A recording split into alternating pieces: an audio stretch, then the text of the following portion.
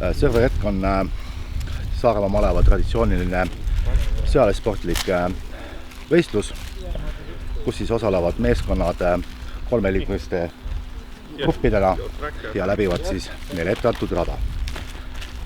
Võistlus toimub juba aastast 2002, nii et meil on selline kerge juubel see aasta.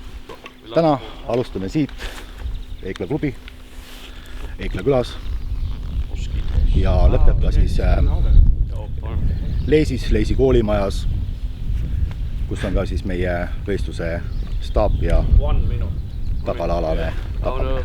Võistkondi on meil sellel aastal rajal 13, kaasa arvatud siis minu selja taga olev Rootsi meeskond ja Rootsist on kokku tänavu 2 meeskonda. Paar aastat on neil vahet jäänud, aga nüüd nad on jälle meiega siin sellel hetkel. Ikka katsume hoida ühte ja stabiilset joont. Meil on väga palju võistkondi, kes käivad meil siin regulaarselt, pea iga aasta juba.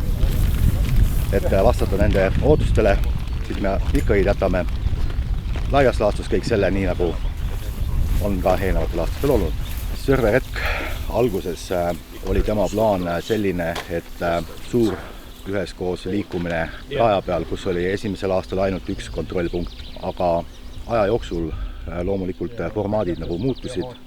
Sõrveretkel on olnud ka see periood, kus oli 4 liiget võistkonnas, aga siis tagasisidede põhjal ja lihtsalt, et tuua mingisugust uudsust nagu võistlusesse, siis katsetasime 3-liikmeliste võistkondadega ja see sai nagu hea vastukaja osaliseks ja me siis sellisel juhul olemegi jätnud selle praegu niimoodi, et on 3-liikmelised võistkonnad. Kaua hingamist teed?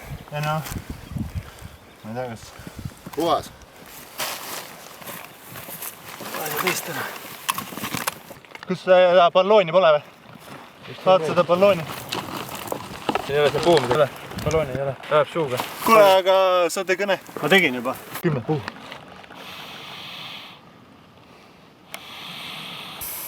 Pumpa. Kuule, aga kui võimalik, me rääksime ta kallaku peal ka praegu ei ole. Katsumus loomulikult on maastik. Maastik on väga vahelduv siin, kindlasti väsimus, loomulikult täpsus, vajalik on kiirus, hoida ennast tervena ja anda ennast maksimum kontrollpunktides. Ette võib tulla sportrelvast laskmist, loomulikult on takistusrada, esmaabi on meil alati au sees, siis loomulikult tehnika tundmine, nii enda tehnika kui ka loomulikult meie potentsiaalse vastase tehnika ja on ka teisi üllatusi, et iga aasta ei ole kõik ühed ja samad punktid ja tegevused. Linnulennult on rada umbes 40 kilomeetrit pikk. Optimaalse läbimise korral on pikkuseks 50 kilomeetrit. Selle, kui palju siis reaalselt võistkond ise läbib, sõltub siis tema riskitalusest, kui palju ta on valmis riskima käimaks siis nii-öelda kas siis teede peal, kindlasti võistkonna kaardi lugemise oskusest, et